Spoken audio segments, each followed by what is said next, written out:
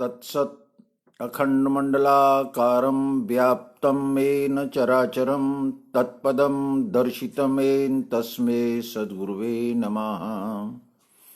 परम मंगलमय विश्वरूप परमात्मा परमात्मा स्वरूप सद्गुरु को नमन करके भगवत गीता का जो मनन अमृतसर जैसा नाम यथा नाम तथा गुणों, यह सर आवती अति कठिनाई। सर भी है और वो भी अमृत का है। अमृत के सरोवर में हम अपने को समर्पित करके आनंद लें। नित्यस्य नित्यानाम चेतनस्य चेतना नाम। उपनिषद कहता है जो नित्य का नित्य है, जो चेतन का भी चेतन है, ऐसा अखंड विश्वरूप पुरुषोत्तम भाव से बैठकर अपने ही गुण कर्म विभाग को क्षर गति की लीला का आनंद लेते हुए ये चौथे अध्याय भगवद गीता के जो परंपरा प्राप्त है एवं परंपरा प्राप्त, ये किसी व्यक्ति से उदय नहीं है, इसका कर्ता कोई व्यक्ति नहीं है। प्रकृति की स्वयंभू व्यवस्था में नारायण का उद्भव होना और नारायण की परंपरा 10 विशेष तेजांशधारी विभूतियां यानी अवतारों के द्वारा स्थापित होना, वही धर्म संस्थापना, वर्ण कर्म की जागृति नामों से जाना जाता है। उसी को इसमें इवं विवस्ते योगम प्रोक्तवान हम व्यम विवस्वान मनवे प्राह मनु इक्ष्वाकु वे ब्रवीत। इस परंपरा को समझाते हुए भगवान श्री कृष्ण जी कहते हैं मेरा नहीं है। अपना व्यष्टि अभिमान खोने के लिए परंपरा का पालन होना चाहिए। संसार में और भगवत गीता में अवतार पद में और संसार के मतों में यही अंतर है। संसार का मत जहां से प्रारंभ होता है वो व्यक्ति अपने को परमात्मा ही मान लेता है अथवा परमात्मा का विशेष प्रतिनिधि और स्वयं उत्पन्न करता। इसलिए जितने भी मतपंथ संप्रदाय बने हैं उनका कोई न कोई उदय करता है, उनसे प्रारंभ हुआ। पर यह सनातन वैदिक सिद्धांत जो भगवत गीता का दिव्य चक्षु योग है, सनातन योग है, वर्ण धर्म का आचरण अर्थात गुण कर्म विभाग को जान लेने वाला सिद्धांत है, वो अनादिकाल से चलता रहा है। गुणों के भ्रमण करते हुए चक्र में कम ज्यादा होना, ये गुण लीला के कारण उत्थान और पतन, गिलानी और स्थापना, ये सदैव होती आई है, हो रही है, होती रहेगी।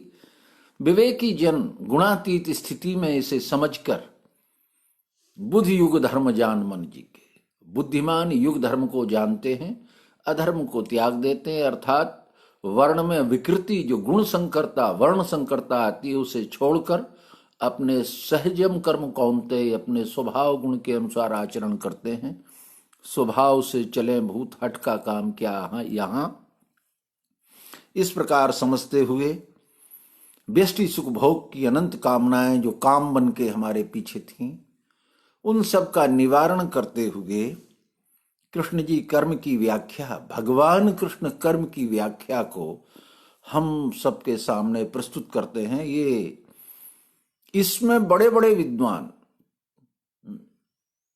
फंसे हुए हैं, विद्वान कहलाने वाले लोग। और आज की तो बात ही क्या है, आज तो कलयुग है, पर भगवान श्री कृष्ण जी के समय भी असित, देवल, व्यास, नारद, जिनको अर्जुन ने सुना समझा था, उनके नाम आए हैं। अगर ये सब समझा देते, ये अन्यथा न लें इस विषय को कि क्या ये समझा नहीं से नहीं, वो उन गुणों की विभूति है, वो उस सिद्धांत को नहीं समझा सकते। इसी प्रकार से धर्म में सहयोग तो कर सकते हैं पर स्थापना नहीं कर सकते। उसके लिए अवतार का होना ही सुनिश्चित है। जो वर्तमान में 9वें अवतार भगवान श्री मायानंद चैतन्य जी द्वारा संस्थापित है, इस कारण से यह सिद्धांत सरलता से, सहजता से सब समझ सकते हैं, यह विशेषता है। अब वो जिस कर्म की व्याख्या जिसके लिए कहा था, ज्ञान बुद्धि कही मैंने मान तू पार्थ कर्म में, सारे जीवन का ज्ञान, सारे जीवन का की ज्ञान की स्थिति हमारे आचरण में कैसे प्रवृत्त हो, क्योंकि हर आदमी धारणात धर्म इत्याहु, आचरण से ही हमारे ज्ञान की तुलना करता है और है भी। अग्नि में अगर गर्माहट है तो छू के देखने पर जला दे तभी उसका प्रमाण मान्य होता है, प्रत्यक्षम किम प्रमाणम। इसलिए इस कर्म की व्याख्याओं में, कर्म की विधाओं में, कर्म के विभागों में मानवता इतनी अधिक विभाजित हो गई है कि वो सत ज्ञान को शुद्ध ढंग से समझ नहीं पाती। उसके लिए वो समझाने जा रहे हैं, और ये चौथे अध्याय का 16वां मंत्र, कर्म क्या अकर्म क्या फंसे पंडित भी यहां, वही भेद बताता हूं छूटे अशुभ ज्ञान से। पहले वो कह गए थे, जान के आदि में कर्म मुमुक्षु जन आचरण, पुरखों का देख के तैसा तुम भी करो। परंपरा से जिस तरह चला आ रहा है, उस परंपरा से अगर आप सिद्धांत को समझेंगे, वर्ण कर्म का आचरण करेंगे, तो जीते जी मुक्त भी है और कर्तापन के अभिमान से रहित भी है। पर नहीं हो पा रहा है। क्यों नहीं हो पा रहा है, कैसे करना चाहिए, आदि आदि जो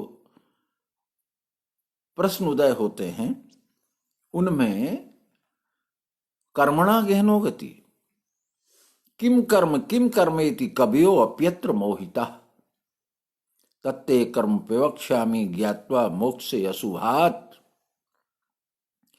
अशुभ संसार बंधन से, बंधन को अशुभ कहते हैं और बंधन से छूट जाने को शुभ कहते हैं। हम लोग दरवाजों पे लिख लेते हैं दिवाली को शुभ लाभ, हाँ, वो वास्तव में सर्वबंध विनिर्मुक्ता सजीव केवलो शिवा। अगर मैं अपने सांसारिक बंधन से मुक्त हो गया हूं, जीव ब्रह्म पृथक ना मानकर विश्व ही परमात्मा है, इसमें अखंड रूप से विचरण करता हूं तो शुभ है।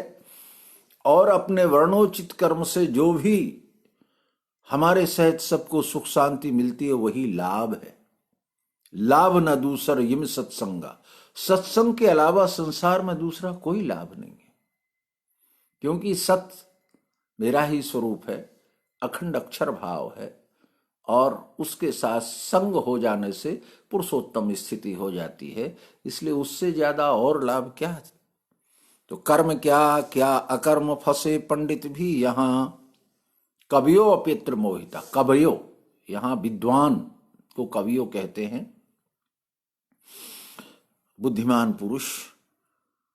वही भेद बताता हूं छूटे अशुभ ज्ञान से, जो बंधन में डालने वाला ज्ञान है वो अशुभ कहलाता है, और जो बंधन से छुड़ा देता है उस ज्ञान को शुभ कहते हैं। वही हमारे जीवन का शुभ लाभ है। वो कहते हैं क्या समझना है, देखना चाहिए कर्म, जानना है विकर्म को, अकर्म ध्यान में लेना कर्म की गति गूढ़ है। कर्मणा गहनो गति, कर्म की, कर्मणो ह्यपि बोधव्यम बोधव्यम च विकर्णः, अकर्मणस्य बोधव्यम गहना कर्मणो गति। कर्म की गति गूढ़ है, कर्म की गति गूढ़ है ऐसा कह के, अरे ज्ञान सरल है और कर्म की गति गूढ़ है, क्या इसका हेतु है? सत्य है, ज्ञान सरल है, उसमें कोई नहीं है, एक अस्तित्व है, उससे मैं अभिन्न हूं, हो गया ज्ञान। पर गुणलीला 3 प्रकार की, और 3 में 3 का मिल जाने से 9 तो स्थूल हो ही जाते हैं। 3 है, 3 में 3 एक दूसरे में मिलेंगे तो 9, ये तो 9 सदैव स्थूल रहते ही हैं। वही जब स्थूल दृश्य में आते हैं तो 5 तत्व 3 गुण साम्य कहलाते। ये भी गुणलीला ही है। जो भी दिखेगा, जो भी सुना जाएगा, जो भी कहा जाएगा, जो भी बोला जाएगा, जिसमें रहा जाएगा और जिससे मुक्ति होगी, वो सब का सब इन 9 भावों में बंधा है। इसलिए कर्मणा गहनो गति, कर्म की गति में ही तो जीव फंस जाता है। कर्म की गति ही न पहचान कर कहीं कर्ता बन जाता है, कहीं त्यागी हो जाता है, कहीं अभिमानी हो जाता है, कहीं विकारी हो जाता है, कहीं संग्रही हो जाता है, और कहीं सब कुछ छोड़ के छोड़ने का अभिमान करके बाहर खड़ा हो जाता है। ये सारी चीजें कर्म की गति के ही अंतर्गत हैं। तो यहां आया कर्मणो ह्यपि बोधव्यम, कर्म को जानिए, जानना है विकल्प को, देखना चाहिए कर्म। तो यहां बड़े अच्छे शब्दों का प्रयोग किया गया है कि कर्म का स्वरूप जानना, अकर्म रूप को जानना और विकर्म रूप को भी जानना चाहिए, ऐसा अर्थ कर देते हैं। पर यहां भगवान ने जब हिंदी भाषांतर किया तो इसमें विशेषता रखती, देखना चाहिए कर्म। कर्म में, कर्म जो ब्रह्म निर्माण है, ब्रह्मा से जो पैदा हुए हैं, क्योंकि सतयुग में स्वाभाविक कर्म होते थे, पर स्वभाव में विकृति आने से पढ़ा लिखा के तैयार किया जाता है। जैसे हम लोग पैदा होते हैं तो हमारे में स्वाभाविक कला आती ही है, जो भी आती हो। कोई बड़ी अच्छी लकड़ी ठोक लेता है, कोई कीले गाड़ लेता है, कोई दीवार बना लेता है, कोई भाषण कर लेता है, कोई चुप रह जाता है। ऐसे उसमें एक न एक कोई ना कोई स्वाभाविक कला रहती ही है। पर उस स्वाभाविक कला के विपरीत हम उसमें अन्य कलाएं डालने के लिए शिक्षा देते, और जो उसका स्वभाव नहीं है, मेरे साथ बहुत, हमने अभी इंजीनियर बैठे देखे हैं, डिग्रियां ले आए हैं, पर जब वो मैदान में जाते हैं, जब वो फील्ड वर्क में जाते हैं, उन्हें जानकारी सब कुछ है, पर उनका स्वभाव नहीं है, तो ना तो वो अपने मालिक को प्रसन्न कर पाते हैं, ना स्वयं प्रसन्न होते, क्योंकि वो स्वभाव विरुद्ध शिक्षा उन्होंने धारण की है। तो देखना चाहिए कर्म, यज्ञ दान तप, इन्हें चित्त शुद्धि के लिए करके देख लेना चाहिए, जीवन भर नहीं बांधना चाहिए। भाई हम पात्र तब तक ही तो मांझे जब तक वो साफ नहीं हुआ, पर साफ हो चुका है तो औंधा के शाम को रखा सवेरे, फिर मांझा, फिर रख दिया, फिर सवेरे फिर। तो ये ग्रामीण परिवेश की मुझे एक परिस्थिति याद आती है। हम लोगों के यहाँ पहले कुएं से पानी भरते थे, दूर से पानी लाते थे, अब धीरे धीरे ट्यूबवेल हो गए। ट्यूबवेलों में भी लोगों ने मोटर डाल ली, और मोटर डालने के बाद हर घर में टंकियां भरी जाती हैं। ग्राम में ऊपर टंकियां कम लगी हैं, नीचे ड्रम वगैरह रख लेते हैं, औदियां बना रखी हैं। रात में भय रहता है कि सवेरे लाइट आए कि ना आए, तो सब पानी भर लेना, तो सोने के पहले सारा पानी भर लेते हैं। और सवेरे ऐसा देखा, अरे लाइट आ रही, तो जितना भरा है सब लुढ़का देते। बिल्कुल ये हमारे यहाँ की नालियां, गांव के आसपास का ये दृश्य अब अन्य लोगों को तो कम दिखता है, पर हमें तो दिखता है। तो हम कहते हैं जिस गांव में पानी के ढूंढने में परेशानी होती थी, रास्ते में जो नालियां हैं उनमें पानी नाम की कोई चीज नहीं होती थी, आधी रात। अब कोई जगह ऐसी नहीं है जहां पानी न लुढ़क रहा हो। क्या हो गया ये ही है वो जो हमारा देखना चाहिए कर्म। शाम को उतना ले लेते, बाल्टी 2 बाल्टी पीने की योग्यता, पर पूरा भरा जाता है, और फिर पूरा का पूरा सवेरे खाली कर, ताजा भरेंगे, क्योंकि फ्री फंड मिल रहा है। तो इसी तरह यज्ञदान तप ब्रह्मा जी ने शिक्षा दे के लोगों को बुद्धिमान बनाया, अर्थात विद्वान ब्राह्मण बनाने का प्रयास किया। इस कारण यज्ञदान तप की, पर वो चित्त शुद्धि के लिए थे। तू निर्विकार हो जाएगा तो हमारी बात समझ जाएगा। पर वो उन्हीं करके मानने लगा कि यही करने से सब कुछ मिलता है। एक व्यक्ति बहुत सी पूजा पाठ करते थे, फिर उन्हें मेरे जैसे लोगों के साथ ये विश्वरूप भी पट गया। तो वो हमेशा कहते थे वो पूजा पाठ का देवी का फल है। वो बात बिल्कुल ठीक है, परंतु वो उन्हें अपने चित्त शुद्ध होने पर जरा भी, आज भी वो वही मान के चलते हैं कि देवी की कृपा। पर सच्चाई यह है कि वो साधना करने से हमने संयम बरता, निर्विकारता लाए, अपने इंद्रिय मन को एक जगह केंद्रित किया और उसी में पढ़ा कि सर्वरूपमयी देवी सर्वम देवी मयम जगत, तो हमारे में संस्कार उदय हुए और वो संस्कार विश्व रूप दर्शन के बाद स्थिर हो गए। तो यज्ञदान तब करता रहे, न त्यागे। वो अभिमान रहित अवस्था से अगर किए जाते हैं तो बंधन करते हैं, पर यहां यज्ञ का अर्थ होम नहीं है। यहां यज्ञ का अर्थ हमारे द्वारा यथार्थ सेवा होने का नाम है। गोदान यज्ञ, भूदान यज्ञ, यज्ञ यानी जोड़ना। हमारे सब कर्मों में व्यक्ति का जुड़ाव होना चाहिए, टूटने ना पाए। हम तोड़ना बहुत जल्दी शुरू कर देते हैं। आपकी बात हमारी समझ में नहीं आती, आप ना आया करें। हमने धनुष तोड़ कार्यक्रम कर दिया, अरे नहीं आती समझ में, ठीक है आते तो रहो। ये संचालक जी में था, बिल्कुल नहीं समझते थे लोग, तो भी वो कहते थे भैया आते रहना, तुम नहीं आओगे तो 10-15 दिन में हम ही पहुंच गए कि आए नहीं तुम 15 दिन से, चलो तो हम ही बैठे आए, राम राम करे आएंगे, तुम्हारे पास 2 मिनट बैठे आएंगे। क्योंकि प्रेम नहीं तजना। जो अगर हम अस्थि भांति प्रिय रूप आत्म भाव में स्थिर हो गए हैं तो हमारी प्रियता कैसे टूट गई? उसी अखंड प्रेम के रूप से ही तो आपका आकृति बनी हुई है। शक्कर ने ही तो अनेक प्रकार के रूप धारण किए, चाहे वो बैल बना हो, चाहे हाथी बना हो, चाहे घोड़ा बना हो, चाहे गणेश बना हो, तो बना तो शक्कर का है। अब वो बनावट के कारण अपना अपना दृश्य दिखा रहा है, तो उसमें हम क्यों परेशान जब हम शक्कर जान गए?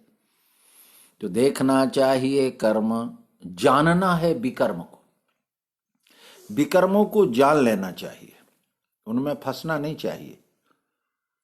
जप यज्ञ, भूत यज्ञ, ये जो हैं ये विकर्म कहलाते हैं। 6 प्रकार के। 6 ऋषि मुनियों ने व्यक्ति को 6 और चीजें लगा दी जिसमें वो उलझा रहे। तुम एक काम करो, 1 करोड़ माला फेरना, 1 करोड़ मंत्र का जाप करना, सिद्धि हो जाएगी। तो बेचारा कम से कम खुरापात से वो 1 करोड़ माला में लगा दिया। किसी को भूत यज्ञ, ये दाने ले और तुम्हारी सिद्धि नहीं हो रही, घर में परेशानी आ रही, तो आटा और वो मिला लेना शक्कर, और जहां चींटियां हो उन्हें चुनाना, ये भूत यज्ञ हो गया। ऐसे उनको किसी न किसी प्राणी मात्र के सहयोग की क्रिया में, स्वयं की अपनी क्रिया में लगा देते हैं। देव यज्ञ, कोई विद्वान मिल जाए तो प्रणाम जरूर करना, कुछ न कुछ दक्षिणा देना। पितृ यज्ञ, अपने से बड़ा सम्मानीय घर का कोई व्यक्ति है, जीवित पुरखा, उसका आदर करना। देखो संस्कारवान हो, घर के माता पिता का थोड़ा ध्यान रहना, ये भी अच्छी चीजें हैं।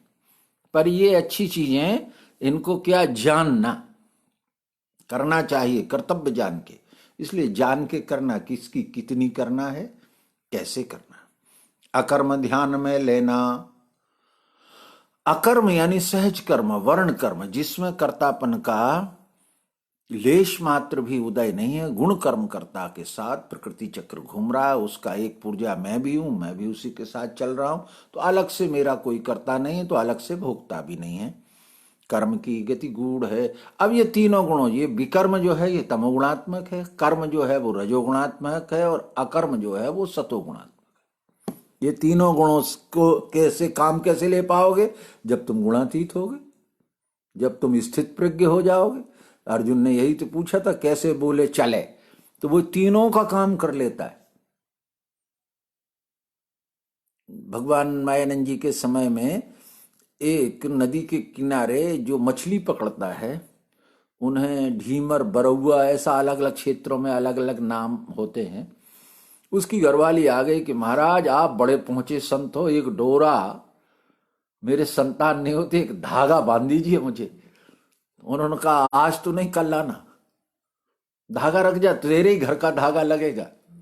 उसी के घर का धागा बुलाया, उसमें 3-4 गांठें लगा दी और कह दिया कि गांठें ले। उसके पति को बुलाया, कुछ औषधि बताई और कहा कि ये ले जा, अपनी घरवाली को बांध देना, संतान हो जाएगी। अब भी 2-3 साल बाद फिर लौटे तो वो बच्चे लेके आ गई कि आपकी कृपा से ही ये सब कुछ हुआ है। तो ये क्या होता है? ये विकर्म है। पर उसकी श्रद्धा मात्र उस धागे में अटकी थी। तो ज्ञानी ने छेड़ना नहीं। हम फिर जब वो श्रद्धावान हो गई, उसके संतान हो गई, तब फिर उसे सर्वांग योग पढ़ाया, क्योंकि अब वो पूर्ण श्रद्धा हो गई, जो कहेंगे वो ही मानेगी, अब नहीं हलने वाली वो कहीं भी। उसके पति को उसे सर्वांग योग पढ़ा दिया, उसने बेलखेड़ा में उपकेंद्र खड़ा किया है वो दोनों पति पत्नियों ने। उसकी संतान मायानंद जी के समय की, वो भी बुढ़ा था, कहता था भगवान के दिए हैं हम, वो यही कह के अपने को बताता था, प्रचार करता था। उसका लड़का भी प्रचार करता था और उसने वहां आश्रम बनवा दिया। तो श्रद्धावान लभते ज्ञान, तो विकर्म भी ज्ञानी कर लेता है, पर उसे उसमें कोई आसक्ति नहीं, वो सब कुछ जानता हुआ कर्म भी कर लेता है। यज्ञ दान तप, एक जगह यज्ञ हो रहा था तो उसमें ब्रह्मा नहीं बना था, तो हम वहां से निकले, महाराज जी आप भी कृपा कर लीजिए। तो हम गए, मैंने ऐसे ऐसा नजर डाला, मैंने आचार्य कौन, मैंने कहा इसमें ब्रह्मा कहाँ है। अरे उन्होंने कहा आप बड़े जानकार हैं, खाक जानकार हैं, परंतु हाँ इतना जानते हैं कि होता होता है, एक उद्गाता होता है, एक ब्रह्मा होता है। उद्गाता जो मंत्र पढ़ता है, होता जो हवन में सहयोग करता है, ब्रह्मा जो कुछ नहीं करता, केवल बैठा देखता रहता है, गलत तो नहीं हो रही, साक्षी। ये तीनों गुणों का काम है।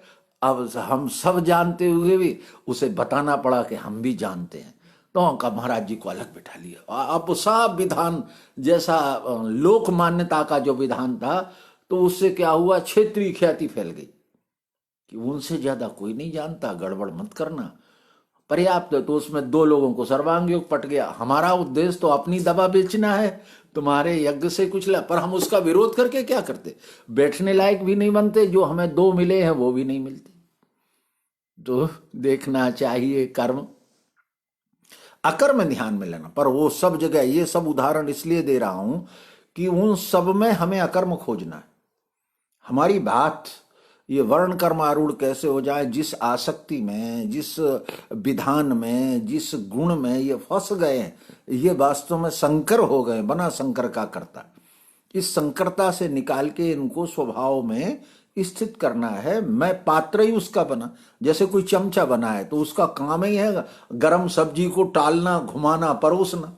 तीन काम करता है चमचा, टालना ऐसा ऐसा, घुमाना और फिर परोसना, यही तीन काम है। ये जब गरम में हम ऐसा उसको टालते हैं तो वो विकर्म है, उसको घुमाते हैं, चलाते हैं, मिलाते हैं, वो कर्म है। और जब हम उसे परोसते हैं तो ये अकर्म है। तो भगवान ने हमें वही बनाया है, तो जब उन्होंने मुझे वही बनाया तो वही काम करो ना। तो इस तरह अकर्म कर्म में देखे। अगला श्लोक जो है ये थोड़ा हम सब के लिए जो निश्चयवान है वही कर पाएंगे, ये सबसे नहीं होता, और सबसे नहीं होता इसलिए गीता की जरूरत है। क्या है, अकर्म कर्म में देखे, कर्म देखे अकर्म में, सो बुद्धिमान मनुष्यों में कर्मों में सभी युक्त। वो विकर्म छोड़ दिया गया। अकर्म कर्म में देखे, अकर्म भी अगर कर्तापन के अभिमान से हो जाएगा, मैं वर्ण कर्म का करने वाला हूं, मैं तो अपने आसन से नहीं हिलता, मेरे स्वभाव के विपरीत में कुछ नहीं करता, ऐसा अभिमान भी है तो भी वो कर्म हो जाएगा। अकर्म रूप से करने वाले का भी संचित न बन के प्रारब्ध बन जाता है। बड़ा कर्मोड़ो गहनो गति, कर्म की बड़ी गहन गति है। जहां कर्ता सूक्ष्म होता है उदय भीतर से, यहां कुछ नहीं था, फिर ये 3-4 कमरे बनवाना पड़े। ठीक, वो 3-4 कमरे बनवाना पड़े, तो वो अकर्म जो था, वो लोगों को समस्याएं थी, उन्होंने निर्माण कर लिया अपने जीवन की व्यवस्थाओं के लिए। उसमें तुम और हम क्या, हम चाहते कि महल खड़ा हो जाए तो क्या हो जाएगा। तो अकर्म कर्म में देखे, कर्म देखे अकर्म में, और बहुत से कर्म यज्ञ दान तप आदि, जैसे मैंने अभी उदाहरण दिया था, उसमें भी हमने अपना अधिकारी खोज लिया, वो था कर्म। पर वहां अपनी विद्वता की छाप छोड़ के अपनी चीज निकाल लेना, तो कर्म देखे, सो बुद्धिमान मनुष्यों में कर्मों में सब युक्त। वो सब कर्म करता हुआ भी अकर्ता रहेगा। यज्ञ दान तप में आ जाए, अहंकार रहित, विरोध ना करो, क्योंकि वही लोग ये समझेंगे। बड़ा अच्छा प्रमाण दिया गया था कि तुम्हें ज्ञान समझाना है, सबरे अज्ञानी शराब के ठेके पे इकट्ठे हो जाते हैं। तो एक काम करो, वहीं कुर्सी लिए चलो, वहीं सोफा डाल लेते हैं, जो जो निकलता जाए भाई ब्रह्म ज्ञान समझाओ, क्योंकि सारे अज्ञानी तो ढूंढना ही नहीं है, पूरे जुड़े जुड़ाए इकट्ठे अज्ञानी मिल रहे। देखो ना, अरे तुम तो मंदिर में जाते हो, सत्संग में जाते हो, सुधरे हुए लोगों में जाते हो, उनसे पूछते हो तुम्हारा खान पान ठीक है कि नहीं, उन्हें समझाते हो। तो तुम तो अच्छे लोगों को समझा रहे हो, तुमने कहां बुरे लोगों को ठीक किया। सत्य बात है, बुरे लोगों को ज्ञान भी नहीं सुनाया जा सकता, क्योंकि वो इतने दुर्गंध से ग्रसित हैं कि उन्हें इसकी सुगंध ही नहीं आती। एक कहानी थी, दृष्टांत है, जरूरत नहीं है पर आ गई याद तो कह देते हैं। एक व्यक्ति मछलियां पकड़ता था। अभी कभी द्वारका जाए हम, भेंट द्वारका, द्वारका से भेंट द्वारका, समुद्र के किनारे जा, वहां 1.5 किलोमीटर मछलियां सूख रही हैं। 1.5 किलोमीटर, हाँ, और ही ज्यादा होगा, इतना तो मुझे बस से दिखा। तो सामान्य आदमी को वहां वॉमिटिंग होती, उल्टी होने लगती, पर वो भेंट द्वारका जाने के लिए वही एकमात्र मार्ग है। ऐसा आदमी एक बार इत्र की गली से निकला, बड़ा इत्र की गली थी, उसमें से निकला तो उसने कहा अरे राम राम, इतनी बदबू, और वो थोड़ी दूर जाके बेहोश हो गया। लोगों ने कहा बताओ, इत्र की गली से निकला और ये बेहोश हो गया, क्या हो गया इसको, क्या रोग है। तो एक संत जी आ रहे थे, बोले हम जानते हैं इसका रोग, तुम इलाज मत करो, इसका कोई इलाज नहीं है, लाइलाज बीमारी है। उन्होंने कहा इसका थैला झोला डंडा कहीं पड़ा है। बोले हाँ थैला है। बोले ले आओ, इस पर थोड़ा पानी छिड़को, इसकी नाक पर रख दो। उन्होंने उसका थैला, जो मछली वाला थैला था, उसमें पानी छिड़का और उसकी नाक पे रख दिया, और जब उसे उसकी 2-3 बार अच्छी गंध गई, उसने कहा हाँ अब आया मैं स्वर्ग में। तो जो जिसमें रम जाता है उसको वही वही, इसलिए अनेक जन्म तक हम जिस गुण में रम जाते हैं, जिस क्रिया में रम जाते हैं, वही होने पर हमें सुख और शांति प्राप्त होती है। तो छोड़ने में देर तो लगती है, पर समझ में आ जाए तो सुधर जाता है। तो कर्म अकर्म ये समझाने का अर्थ था कि हमारा कर्तापन कहीं कहीं लोक कल्याण के लिए ऐसा लगेगा कि इनमें कर्तापन है, और कहीं कहीं ये लगेगा ये किसी की नहीं सुनते, हाँ ये तो अपनी मन की चलाते हैं। ये दोनों ज्ञानी की इच्छाओं में, ज्ञानी के हेतु में, कर्म अकर्म में देखे, कर्म देखे कर्म में। ऐसा जो ज्ञानी है वो कैसा होता है, जो इन एक दूसरे में यानी सेट हो जाना, हम देसी भाषा की जगह आज की आधुनिक भाषा बोल देते हैं, सेट हो जाए सब में।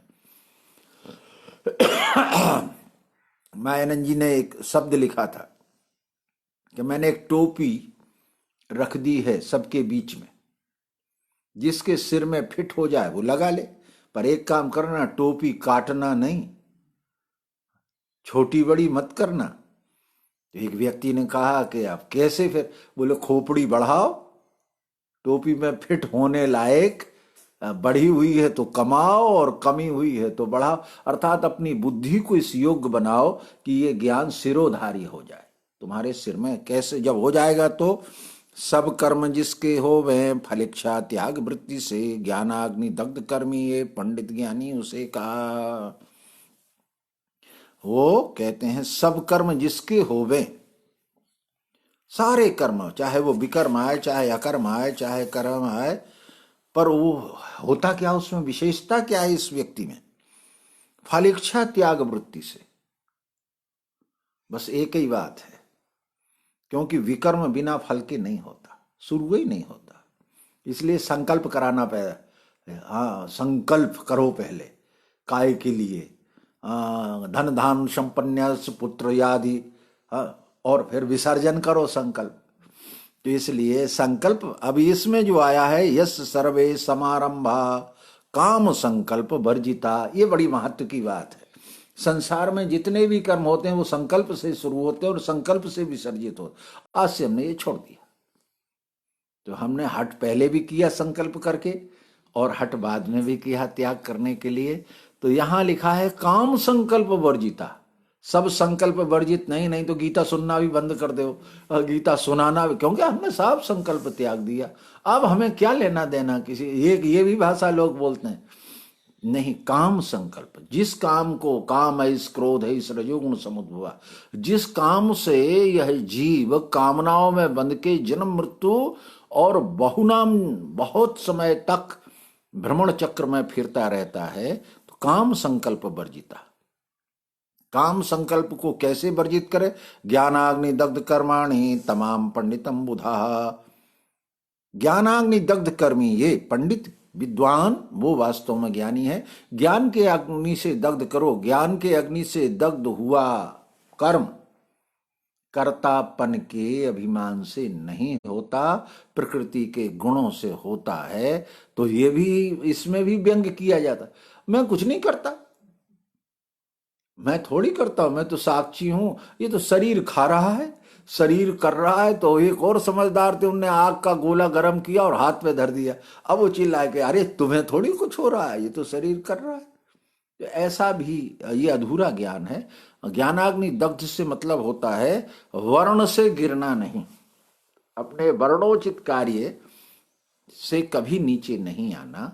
ज्ञान से दग्ध कर लेंगे तो तीनों गुणों से परे, अर्थात साम्य अवस्था में, प्रियत्व भाव में, अविनाशी भाव में बैठकर हमारे सारे कर्म होंगे, तो कर्ता अपने आप नहीं होगा। अब कहा कि महाराज क्या करें, मान लो हम नहीं हैं तीन गुणों से परे, त्रिगुणातीत अभी हम नहीं हैं, स्वगुणातीत भी नहीं हो पाए, तो फिर छोड़ी कर्म फलेच्छाएं सदा तृप्त निराश से, सो सब कर्म करता है तो भी कुछ करता नहीं। ये अभ्यास के लिए बता रहे हैं कि अगर आप एकदम अभ्यासु नहीं है, लक्ष्य आपका ठीक नहीं, तो कैसे चले? छोड़ी कर्म फलेच्छाएं, भाई कम कर दो फल इच्छाएं, और सदा तृप्त निराश्रयी, कोई आश्रय नहीं है, किसी का भरोसा मत करो कि कोई कुछ तुम्हें दे जाएगा। अपने भरोसे, आपन तुरी पलानी है, देहाती भाषा में है कि अपना घोड़ा कसोगे तभी तुम उस पर बैठ के जा पाओगे, दूसरा काय को तुम्हें मांगे से दे देगा। ज्ञान तो तृप्त निराश्रयी, सो सब कर्म करता है तो भी कुछ करता नहीं, सदा तृप्त रहे। तृप्त रहने का मतलब है चाहत नहीं है, कुछ भी प्राप्ति की इच्छा नहीं है, आश्रित भी नहीं है,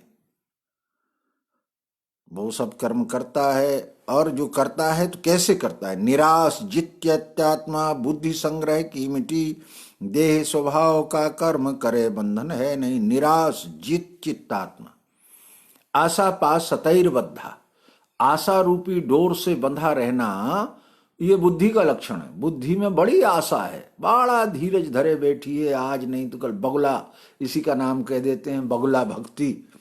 तो आशाएं छूट जाए, तो आशा छूट जाए तो उसका मतलब है पुरुषार्थ चला जाए? नहीं, जो नहीं प्राप्त होना है वो आशाएं लगाएं बैठे, तो भगवान आएगा, फिर हमें मोक्ष कराएगा, फिर वो प्रसन्न हो जाएगा, तो प्रसन्नता से कुछ हमें दे जाएगा। ऐसी आशा है, ये झूठी आशा है। नहीं आएगा, उसने जिस दिन देह दी है उस दिन सब दे दिया है। अब हमें अपने वर्णोचित कर्म को, स्वभावज कर्म को ठीक ढंग से सेट नहीं कर पा रहे हैं, व्यवस्था नहीं जमा पा रहे हैं, उससे जमाई जित चित्तात्मा। चित्त जीत लेने से आत्मा अर्थात मिठास प्रियत्व स्थिर हो जाती है, और बुद्धि में जो संग्रह वृत्ति है, अनेक जन्म से करते आए और आगे की करने की योजना है, वो मिट जाए, तो देह स्वभाव का कर्म करे बंधन है नहीं। देव का जो सहज कर्म है, देह की जो आवश्यकताएं हैं, देह के जो सहजताएं हैं, उनमें 14 वृत्तियां होती हैं देह में, 7 विकार होते, विकार यानी विशेषता अपने आप आ जाती। शरीर होगी तो 7 चीजें उसमें होंगी ही, इच्छा, द्वेष, शौक, पीड़ा, देह, चैतन्य और धैर्य। ये 13वें अध्याय में भगवत गीता के आएगा, और इन्हीं के साथ स्थूल और हो जाते हैं। इस तरह ये 14 वृत्तियां, इनका उल्लेख एक कलयुगी लेखक हुए हैं, उन हिंदी के अच्छे लेखक हैं, कठोर लेखक कहे जाते हैं, काशी में पैदा हुए थे वो, और उनका नाम था जयशंकर प्रसाद।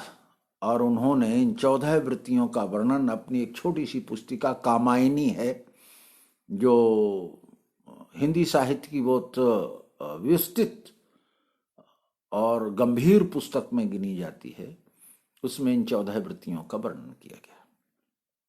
और धर्म ग्रंथों में तो है ही, अधस्य ऊर्ध्वम प्रशस्त शाखा, नीचे ऊंची, 7 नीचे 7 ऊपर, ये भी कहा गया है। पतंजल ने कह दिया वृत्ति क्लिष्टा क्लिष्टा एव च, कुछ क्लिष्ट वृत्तियां हैं, कुछ अक्लिष्ट वृत्तियां हैं, जो प्रसन्नता देती हैं वो भी हैं, जो दुख देती हैं वो भी, आदि आदि।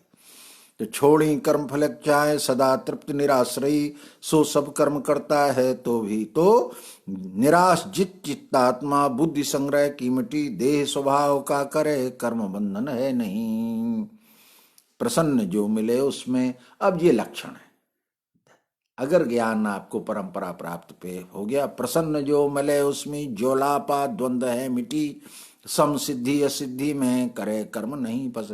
प्रसन्न जो मिले उसमें, जो मिला उसमें प्रसन्न रहना। मेरे पुरुषार्थ से यह जो विश्वरूप परमात्मा है वो जितना प्रसन्न हुआ उतना उसने दे दिया। हमने उसके, मेरा इष्ट सामने है, ये विश्वरूप परमात्मा है, हमने अपनी सेवा से उसे जितना प्रसन्न कर पाया, उसकी प्रसन्न तत्प्रसादात पराम शांति नचरेणादि गच्छति, उसकी प्रसन्नता से मुझे शांति प्राप्त होती है। इसलिए ये जो दिख रहा है आदि अंत मध्य रहित, इसको हमारी सेवा के द्वारा हम जितना प्रसन्न कर पाते हैं उतना ही हमें प्रसन्नता प्राप्त होती है। ऐसा पक्का कर लेना ज्ञानी होने पर। जलापा द्वंद्व, ईर्षा और द्वंद्व। ईर्षा बुद्धि से होती है, सबसे ज्यादा ईर्षालु होता है बुद्धिमान। कंपटीशन जिसे आजकल वाको नाव धरदा होगा, पढ़ाई से लेके घरों तक और चेहरे से लेके विचारों तक हर एक में कंपटीशन, ये बुद्धि का खेल है। तो ये जलापा और द्वंद्व, तुमसे हम क्या कम, ये हर बात में द्वंद्व चल रहा है। हर बात में किस तरह का बाहर निकले तो किस स्टाइल में निकले, कौन से कपड़े पहन के निकले। वो मुझे एक टेलर मिले, अति वृद्ध थे अंग्रेजों के जमाने, तो वो कहते थे मैं स्वामी जी 14 प्रकार के कोट बनाना जानता हूं। किसके बनाते थे? अंग्रेजों के। वो किसी से मिलने स्टेशन पे जाते थे तो अलग प्रकार का कोट पहनते थे, वो कोई शरीर त्याग हो जाए तो अलग प्रकार का पहनते थे, गार्डन में जाते थे घूमने तो अलग प्रकार का पहनते थे, ऑफिस में जाते। मैंने कहा ये पहली बार तो मुझे सुना रहे हो। बोले नहीं, मैं करता ही था। उनकी डिजाइन बता देती थी कि ये किस जगह किस उद्देश्य। हम लोगों को भी तो ऐसा ही सुना है हमने कि कुछ नई नई वो खुली हैं, उनमें ऐसा सिखाया जाता है कि कैसे कैसे जाओगे, क्या क्या पहनोगे, क्या खाओगे, कैसे खाओ आदि। चलो अपना विषय नहीं है, परंतु प्रसन्न जो मिले उसमें ज्वालापा द्वंद, ये रजो रागात्मक वृद्धि, रज की जो वृद्धि है तम के साथ बढ़ तो रज रहा है, पर तम के साथ बढ़ने के कारण हेतु कुछ नहीं, कोई उसका लक्ष्य और हेतु समझ में नहीं आता। काय के लिए कर रहे हैं हम? सज के भी निकले किसके लिए? हमने सारा जो भी धारण किया बना किस लिए? तो फिर हम प्रदर्शन करते हैं कि कोई तो देखे, नहीं देखे तो जबरदस्ती दिखाते उसे, आदि आदि। तो ये द्वंद्व है। समसिद्धि असिद्धि में, समसिद्धि हमारे किए हुए कर्म का परिणाम ठीक आया तो सिद्धि, नहीं आया तो असिद्धि। पर सच्चाई यह है कि अगर वर्ण कर्म के अनुसार कार्य करेंगे तो सफलता है ही। पर हो सकता हमारी ओर से तो हम सदैव अच्छा ही करने का प्रयास करते हैं, पर प्रकृति किस कारण से उसे ठीक नहीं समझती या ठीक समझती है। प्रकृति कर्मणा गहनो गति, बिल्कुल नहीं पता लगता है कि ये कर्म शुभ हो जाएगा, प्रारब्ध बन जाएगा कि संचित हो जाएगा। बहुत यानी अति सूक्ष्म अवस्था, कारण अवस्था, महाकारण। मेरे जैसा आदमी तो ये कहता है संत कोटि में भी जाके इसकी स्थिति पूरी तरह नहीं होती। पूरी स्थिति तो अवतार पद में ही होगी।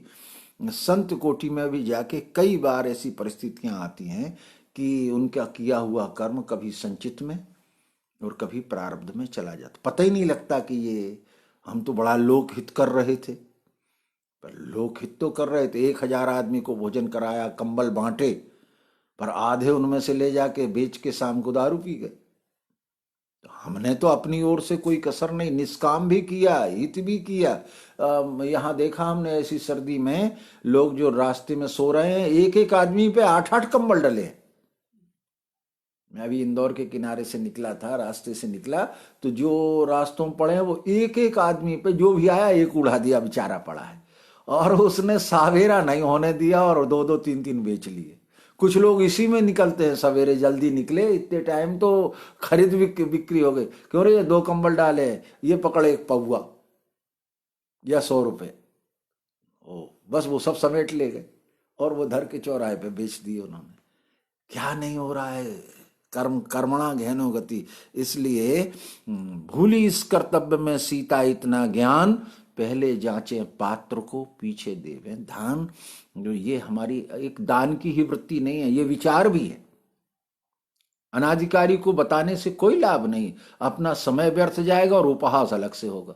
आ गए तो ब्रह्म ज्ञान बताने में 3 दिन जान खाई उन्होंने हमारी, ऐसा आखिर में सुना के कहेंगे जाओ महाराज हो गई तुम्हारा ब्रह्म। ये भी सुनना पड़ता है। तो समसिद्धि असिद्धि में, मैं इसलिए बता रहा हूं, सिद्धि में असिद्धि में नहीं समझ में आई तो ना आए, तुम अपनी नहीं छोड़ो, हम अपनी नहीं छोड़ेंगे। हम क्यों छोड़ना है अपनी। दयानंद सरस्वती ने ये बात लिखी थी कि असत्य वक्ता असत्य नहीं छोड़ सकता। मेरी कान में कहने आता है कि महाराज थोड़ा ऐसा बोल जाना, तो हम सत्य क्यों छोड़ दें तुम्हारी प्रसन्नता के लिए। हाँ तो ठीक थी बात। तो कैसे रहना है, अब परिस्थितियां तो आएंगी।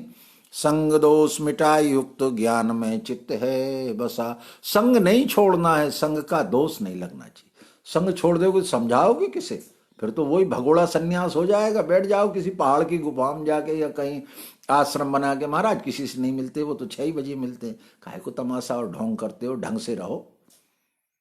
संग दोष कैसे लग जाएगा हमें संग। तो एक बार भोजन करने गए, वो बेचारा हरिजन जात का था।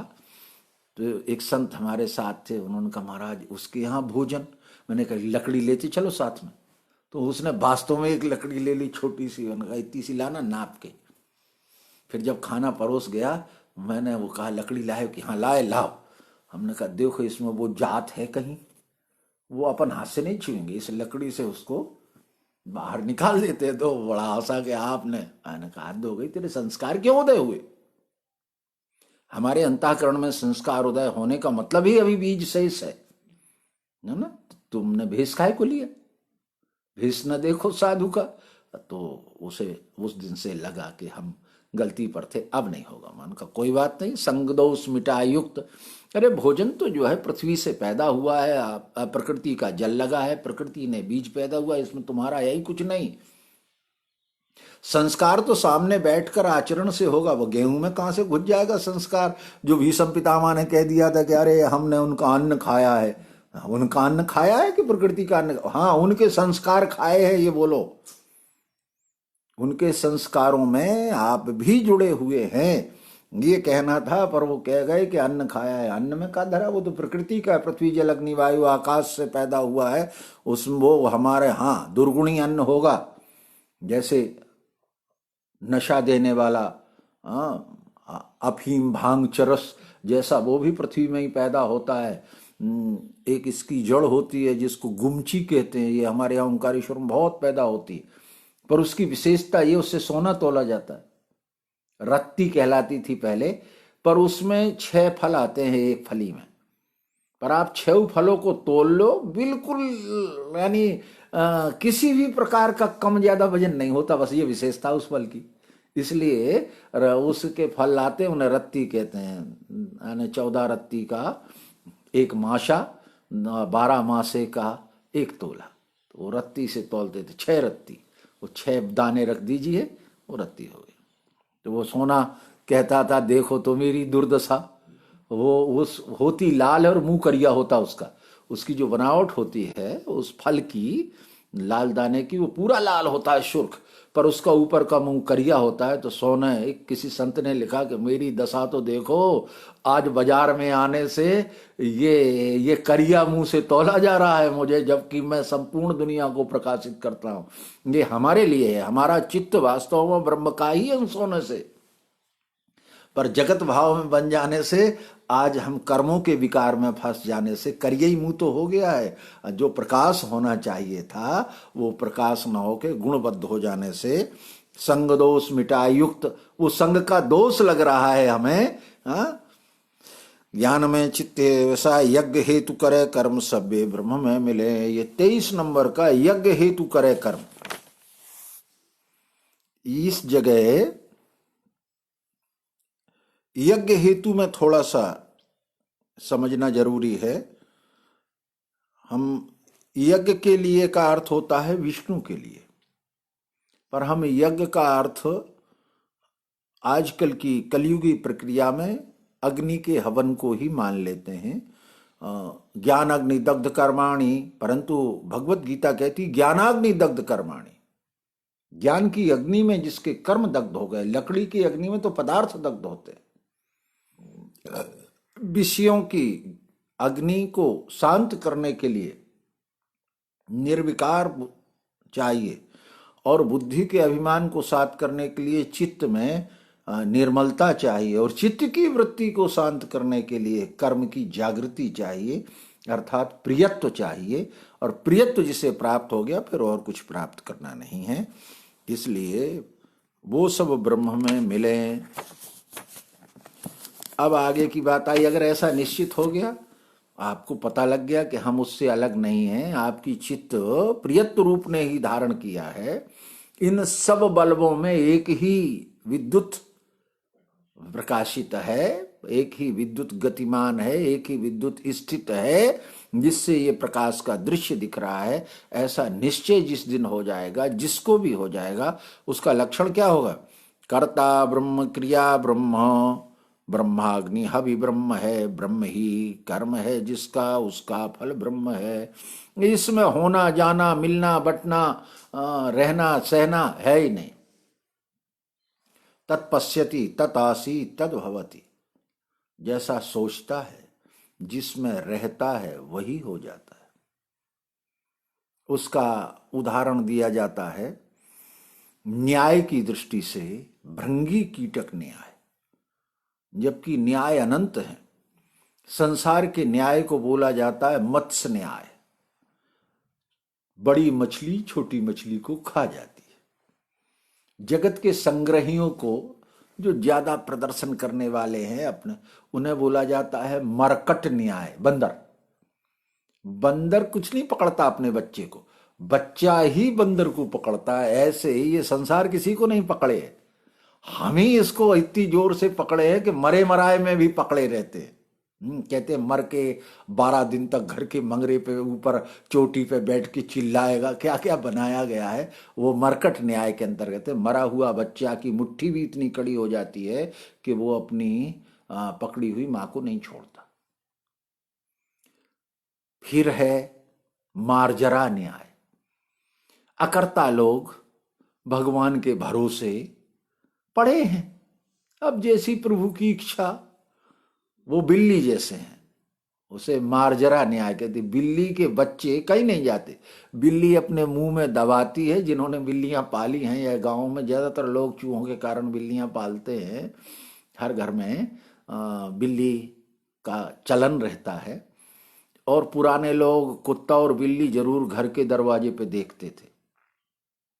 हमारे दादा गए एक घर में, एक हमारी बहन की शादी के लिए, और द्वार बैठ के और 4-6 लोग बैठ के लौट आए। बड़ा अच्छा घर था, बड़ा नाम था, पूंजी पैसा सब था, पर उन्होंने कहा उस घर में शादी नहीं करेंगे। तो लोगों ने कहा क्यों, इतना अच्छा सब? अरे उस दरवाजे से कुत्ता बिल्ली नहीं निकले। उन्होंने कहा कुत्ता बिल्ली नहीं निकली, इससे क्या संबंध? हमें छोटे में सुनाते थे वो लोग, 4-6 लोग बैठ, बोले इसके घर में दूध घी नहीं होता। अगर दूध घी होता होता तो जरूर कुत्ता चाटने के लिए और बिल्ली घर में से निकलती। तो बिना दूध घी का घर है, किसान आदमी जिसके घर दूध घी नहीं हो उसके घर कितना ही पैसा हो, काहे को शादी करेंगे, खाने ही नहीं है इसके यहाँ। कितनी सूक्ष्म वो उनकी शिक्षा जो भी रही हो, पर हमने जो उसमें से शिक्षा ली कि दृश्य का जो स्नेह है, संसार का जो स्नेह है, संसार में जो लक्षण है वो लक्षण मार्जरा न्याय के। हम तो भगवान भरोसे है, बिल्ली मुंह में दबाएगी, बच्चे को ले जाएगी, ऐसे ही जब भगवान की कृपा होगी तो फिर उन्हें बुलाना होगा तो बुला ले। ऐसे कहते ना लोग, मैं कहता हूँ ओंकारेश्वर आ जाना वहां। अब जिस दिन भगवान बुलाएंगे, अरे भगवान ने किसी को नहीं बुलाया, उन्हें पहुंचाया ही नहीं है, हम अपने कर्मों से आए हैं पैदा होने, तो वो काहे को बुलाएगा। इसलिए ना तो उसने भेजा है और ना वो बुलाता है। हमारा ही स्वयं का अपना निर्णय, व्यापकता होने के लिए किसी भी स्थान पर जाके उस स्थान की महत्वता है वो हमें व्यापकता में, प्रकृति की व्यापकता और ज्ञान की व्यापकता, दोनों ही व्यापकता चाहिए। मानव देह लेने से व्यक्ति प्रकृति में भी व्यापक होना चाहता है, चाहे वो दृश्य के भ्रमण से हो या लोक भ्रमण से हो। ज्ञान के भ्रमण के लिए उसे जाना होता, और फिर वहां क्या सिद्धांत है, दोनों व्यापकताएं जहां एक साथ मिल जाती हैं तो आनंद रूप हो जाता है। इसलिए कर्ता ब्रह्म, क्रिया ब्रह्म, जो कर रहा है वो भी ब्रह्म के ही प्रेरणा से, यहां प्रेरणा लेना है। अक्षर बैठा है इसलिए क्षर घूम रहा है, ब्रह्म अग्नि, वो आग में भी अक्षर बैठा है, वो जो सामग्री है उसमें भी अक्षर भाव आस्ती ही है, और उसमें से जो भी फल पैदा होता है धुआं धक्कड़ का वो भी वही है। इसलिए जब सब वही है तो करने का अभिमान त्याग दे। ये इसलिए समझा, ऐसा नहीं कि कर ले वो सब ब्रह्म ही ब्रह्म है, ये इसलिए समझाया गया है कि वही होने से तुम अभिमान भर त्याग दे, हो ही रहा है, हो ही रहा है। ये हुआ सतोगुणी। सतोगुणी भाववान पहले गुणातीत के लक्षण हो चुके, अब ये कर्ता ब्रह्म, क्रिया ब्रह्म, ये सतोगुणी व्यक्ति जाने जिसका सत्व प्रधान है। अब वर्ण कर्म के बारे में बताया जा रहा है। अब रजोगुणी क्या करे, अन्य कितने ही योगी देवों के हेतु से करें, कितने ही ब्रह्माग्नि में ज्ञान से यज्ञ हैं करें। जो रजोगुणी हैं देवों को, विद्वानों की का साथ करते हैं, विद्वानों से समझते हैं, सीख कर आचरण करते हैं। सहज नहीं है उनमें, वो सतोगुणी में तो करता ब्रह्म क्रिया में वही वही है, पर जिनमें नहीं है भी सीख के करे। हम लोगों में नहीं था, अपने स्वभाव वर्ण की पहचान करने की युक्ति नहीं थी। आचार्योपासनम, आचार्य के साथ रह के, विद्वानों के साथ रह के और सीख गए। कोई ज्ञान इंद्रिय हो में संयम रूप अग्नि में, कोई विषयों को हो में इंद्रिय रूप अग्नि में। जो तमोगुणी है देह प्रधान है, मैंने इंद्रिय संयम कर लिया, मैं जबान पे संयम किए हूँ, मैं अनुचित नहीं बोलता हूँ, मैं अनुचित नहीं देखता हूँ, ऐसा करके वो शारीरिक क्रिया के पहले अपना संयम करते हैं, मन पर संयम करते हैं, बुद्धि पे संयम करते हैं, और ज्ञान कम होता है, संयम ज्यादा होता। फिर सतोगुणी ज्ञान की ज्योत से कोई आत्म संयम अग्नि में, इंद्रियों के सब कर्म होवे है कर्म प्राण के। जो ज्ञान प्रधान है, सतोगुणी है, वो किस तरह करते हैं, उनका संयम ज्ञान युक्त होता है। कब कितना बोलना चाहिए, कौन सा विषय बोलना चाहिए, किस प्रकार समझाना चाहिए, किस प्रकार चलना चाहिए, प्राणों को कैसे संतुलित रखना चाहिए, कब कितना भोजन लेना चाहिए, आदि आदि, ये सतोगुणी है। कोई अब इसमें रजोगुणी क्या करेगा, ज्ञान के ज्योति से कोई आत्म संयम अग्नि में, इंद्रियों के सब कर्म हो में है कर्म प्राण के। कोई द्रव्य तपो यज्ञ करे हैं योग यज्ञ को, ये रजोगुणी। द्रव्य तपो यज्ञ, चलो थोड़ी सी औषधि का कर लिया, औषधि, हाँ उसमें साकिल्या जो होती है वो औषधि रूप होना चाहिए। उन औषधियों से बैक्टीरिया नष्ट होते हैं, वो रोग निवारण का एक कार्य, वो भी पात्र की गर्मी, पात्र में जलने का 7 ज्वालाएं जो निकलती हैं अग्नि में से, जब 7वीं ज्वाला लोहिता यानी लाल होके धुआं नाम की चीज न रखे, पूरी लाल हो, उस समय उसमें उतनी आहुति दी जाए। आहुति डालने के बाद वो जब तक पूरी न जल जाए तब तक दूसरी आहुति नहीं डाल।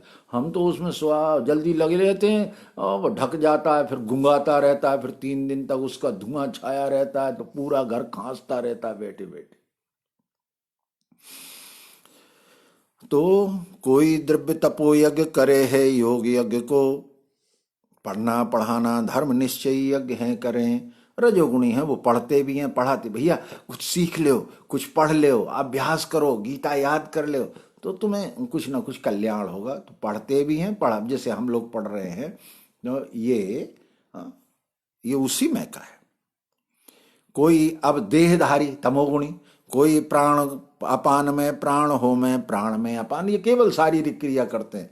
लगे हैं बाबा रामदेव वो कपाल भाती से लेके और कौन भस्त्रिका और अनुलोम विलोम, शरीर दृष्टि से ठीक है बिल्कुल। देह के लिए हमारा प्राणापान उदान समान ठीक रहना चाहिए। जब पांचों प्राण ठीक रहेंगे तो मन प्रसन्न रहेगा। प्राण ठीक रहने से मन प्रसन्न, मना प्रसादात परमात्म दर्शन, मन प्रसन्न रहेगा तो वस्तु निश्चय होने में सहजता होगी, हमारा मन लगेगा और बुद्धि निर्णय करेगी। और भी और स्थूल हो गए तो थोड़ा खा के करे कोई प्राणों का होम प्राण में, ये सब यज्ञ करता है धोते हैं पाप यज्ञ से। कहां से? वो केवल जो गुणातीत था, कर्ता ब्रह्म क्रिया ब्रह्म, अग्नि ब्रह्म, अग्नि हवि ब्रह्म है, ब्रह्म ही कर्म है जिसका, ये तो हो गया विज्ञानी आत्मनिश्चय 24वां। और उसके बाद जो है वो सतोगुणी रजोगुणी तमोगुणी स्थूल होते होते और फिर यहां तक आ गए। कहां तक आ गए? ये सब यज्ञ करता है, ये सब विश्व कल्याण के लिए ही कर रहे हैं। भले ही जैसे मैं स्वस्थ रहूंगा तो विश्व में ही तो स्वस्थ रहूंगा, तो विश्व का कार्य कुछ अच्छा कर पाऊंगा। धोते हैं पाप यज्ञ से, ये द्वैत मिटाने के लिए, निर्विकार होने के लिए अपना अभ्यास और प्रयास कर रहे हैं, लगे हुए हैं। और ऐसा लगे रहने के बाद क्या कहना चाह रहे हैं वो? यज्ञ मृतसार पाने से मिले ब्रह्म सनातन, यज्ञ करे नहीं उसको दोनों लोक मिले नहीं। यज्ञ अमृतसार, यज्ञ का सार है परमात्मा। क्षर अक्षर दोनों का संयोग करना, अक्षर रूपी वेदी में अग्नि में क्षर रूपी साकिल्या का हवन कर दीजिए। क्षर रूपी पदार्थ का अक्षर रूपी अग्नि में हवन कर दीजिए, दोनों नहीं रहेंगे तो पुरुषोत्तम है, यानी विश्व सेवार्थ करता है, स्वकर्म फल भोज, ऐसा हो जाएगा। अगर यज्ञ नहीं करे यानी उसने विश्व सेवा नहीं की, उसने सर्वहित का कार्य नहीं किया, तो क्या हो जाएगा? दोनों लोक, यह लोक तो उसने खराब कर लिया। और दूसरा लोक कौन सा है? दूसरा लोक कहलाता है पुनर्जन्म। आगामी जन्म को दूसरा लोक बोला है। दोनों लोक नष्ट कर लिए, ये इसमें सुख मिला नहीं, यहाँ दुनिया भर का संग्रह कर लिया तो संस्कार लेके गए, तो आगे भी वही संस्कारों का स्वरूप हमने। ऐसे अनेक ही यज्ञ कहे हैं ब्रह्मदेव ने, वे सब कर्म से हो वह जान ले मोक्ष पाएगा। ये सब ब्रह्मा जी ने बनाए हैं सतयुग के अंत में और त्रेता के प्रारंभ में। ये ब्रह्मा जी ने कहा ऐसा कर ले तो ये फायदा होगा, ऐसा कर ले तो ये फायदा हो, क्योंकि रजो राग बढ़ गया था। बिना राग के किसी से कहो इन सब में क्या धरा है, अक्सर कर लोग हमसे पूछ लेते हैं कि आप क्या करते हो महाराज, आपकी उपासना पद्धति क्या है, हाँ आप क्या करते हो? अब उनसे कहते हैं खाक नहीं करते हम, उसकी सारी श्रद्धा टूट जाएगी। तो फिर उसे बताना पड़ता है कि देखो हम ओम नमो भगवते वासुदेवाय षडाक्षर भी जानते हैं, हम दुर्गा सप्तशती के मंत्र भी जानते हैं, हम वैदिक अध्ययन भी करते हैं, हम उपनिषद भी पढ़ते हैं, और सच्चाई यह है कि कुछ नहीं करते। शिक्षण लेने के लिए, अभ्यास करने के लिए, अपने निश्चय की वृत्ति को तीनों गुणों में किस प्रकार वो आवृत होती है और कैसे उनसे निवृत्त होती है, इसके लिए हमें कहीं हम भाषा के जाल में तो न फंस जाएं, कहीं हम त्रिपुटी के निर्णय में किसी को सत्य न समझ बैठे, कहीं हमें आधा सत्य लगने लगे आधा झूठ लगने लगे। इन सब वृत्तियों के निवारण के लिए स्वाध्याय। अब स्वाध्याय का दो अर्थ है, किताब पढ़ना एक ये भी स्वाध्याय है, और स्वनाम मेरा अपना होना है, अपने होनों के गुणों की जागृति रखना ये भी स्वाध्याय है। तो हम अपने गुण की जागृति का भी स्वाध्याय करते हैं और लोक कल्याण के लिए ग्रंथों का भी परिशीलन करते हैं, उनका ठीक ढंग से आकलन करके बोलते हैं और समझाते हैं, जिससे भ्रम उत्पन्न न रहे। अब आखिरी बात कह दी, ये कलयुग में जो प्रसिद्ध है, उस समय भी शुरू हो गई थी, द्वापर आ गया था कृष्ण जी के कार्यकाल में। लोग क्या करने लगे थे, द्रव्य के यज्ञ से श्रेष्ठ अर्जुन ज्ञान यज्ञ है, अंत में सब कर्मों का लय है ज्ञान यज्ञ में। कृष्ण जी के समय भी धीरे धीरे ये स्थूल होते होते, पहले जो है ज्ञान रूप यज्ञ रहा, फिर क्रिया रूप यज्ञ रहा, फिर प्राणायाम रूप यज्ञ रहा, और अंत में पदार्थ रूप हो गया। सामान इकट्ठा करके और स्थूल रूप में जलाने लगे, जिससे लोग संगठित हों, जोड़ने के लिए तमाशा किया जाने लगा। तो कृष्ण जी को फिर ये बात की थोड़ा सा कहना ही पड़ा कि द्रव्य के यज्ञ से श्रेष्ठ अर्जुन ज्ञान यज्ञ है, अंत में सब कर्मों का लय है ज्ञान यज्ञ में।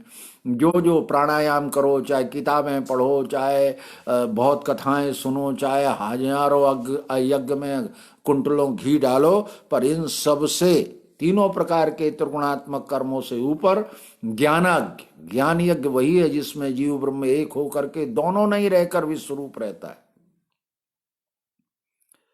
क्यों बताया, बोले तुझे वो ज्ञान देवेंगे ज्ञानी तत्वज्ञ जो लखें, दंडौत प्रश्न सेवा से ध्यान में रखना इसे। ये बात केवल वह तत्वदर्शी ही बता सकते हैं, तत्वदर्शी। तो तत्वदर्शियों से और तत्व कथिता से ये थोड़ा सा अंतर है। तत्वदर्शी जो बताएंगे वो अलग प्रकार है, और तत्व कथिता जो, जैसे इसमें तत्व का विवरण लिखा है, हम पढ़ देंगे, हम ईशावास्य उपनिषद में पढ़ देंगे, तदेजत तन्नेजत तद्दूरे तद्वंत के तदरंतरस्य सर्वस्य तत्सर्वस्यास्वायता एतद अवभुव विज्ञानता तत्र का मोहा का शोका एकत्वम अनुपश्यति। आपने सुना, बड़ा अच्छा मंत्र बोला, वेद का मंत्र है, भगवान की कृपा हो जाएगी। पर अर्थ भी सुना दिया, तत् एजति तत् न एजति, वो हिलता चुलता है, वो नहीं हिलता चलता, पर लक्ष्य तो कुछ हुआ ही नहीं। तो वो लक्ष्य होना चाहिए।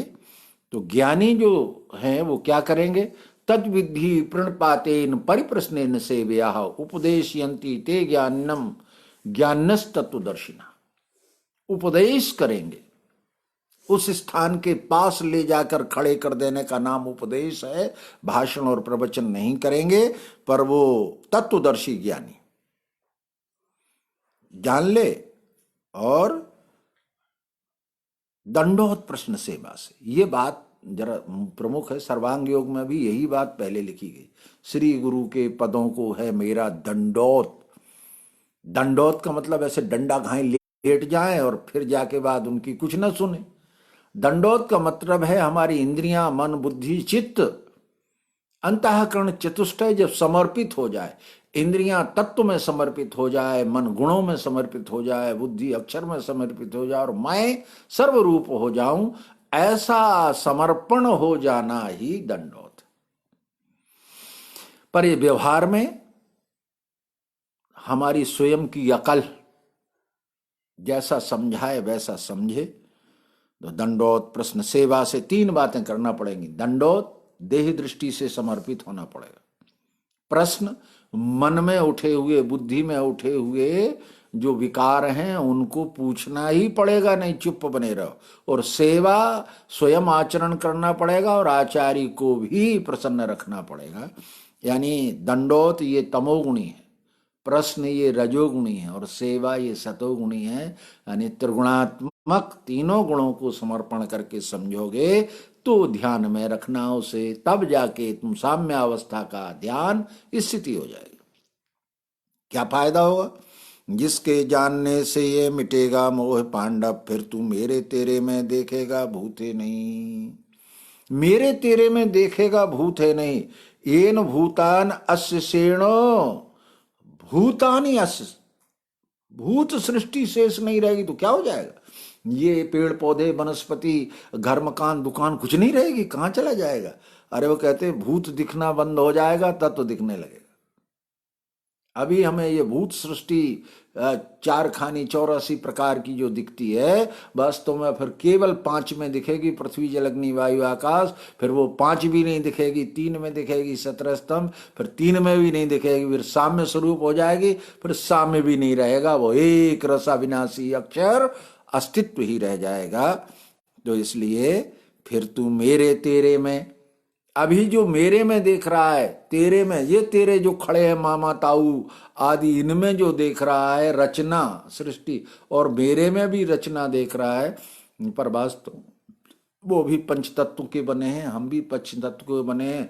वो यहाँ पर विकार युक्त सने खड़े हैं, तू निर्विकार युक्त खड़ा, इतना ही अंतर है। एक धुला धुलाया है, एक गंदा है। रचना एक ही की है, हमारे ही 2 रूमाल होते हैं, एक हम धुला धुलाया होता है और एक हमारा गंदा होता है। बस उसको पानी में डाल देना है तो फिर वो साफ हो जाए। तेरा काम केवल इन्हें पानी में डालना है, साबुन तो मैं हूं। कृष्ण जी कहते हैं मेरा ज्ञान ही इनको निर्विकार करने का, तू तो निमित्त मात्र है, पानी मात्र है, विकार छुड़ाना तो मैं आया हूं इस धरती पर। इसलिए वो क्या बढ़िया श्लोक है ये 36वां, यद्यपि पापियों में तू सबों में पाप से बड़ा, होगा भी ज्ञान नौका ले तरेगा निधि पाप के। सर्वम ज्ञान प्लवे नैव वृजनम संतरश्यति, वृजनम संतरश्यति। ज्ञान नौका से, यहां ज्ञान प्लवे नैव, ज्ञान से भावसागर रूपी समुद्र से ज्ञान रूपी नौका से पार हो जाएगा। इसलिए मायानंद जी ने पहले सारे उपकेंद्रों का नाम, और विज्ञानशाला जो इस समय कहलाती उसका नाम ही विज्ञान नौका था। तो पुराने जो प्रश्न आए थे, इस नौका में बैठना है, ये किस बंदर को जाएगी, किस स्थान पर जाके हमें उतारेगी, तो नौका ही रखा था इस श्लोक के साथ। बाद में उन्होंने उसे कहा कि नहीं, साला ज्यादा उचित रहेगा, विद्यार्थी निर्माण करेंगे। नौका को भवसागर की कल्पना, उन्होंने स्वयं लिखा है कि नौका में भवसागर की कल्पना करते हैं, हम भवसागर की कल्पना नहीं करते, हम तो अस्थि रूप में ही सदैव रहते हैं, इसलिए नौका की जगह साला कहा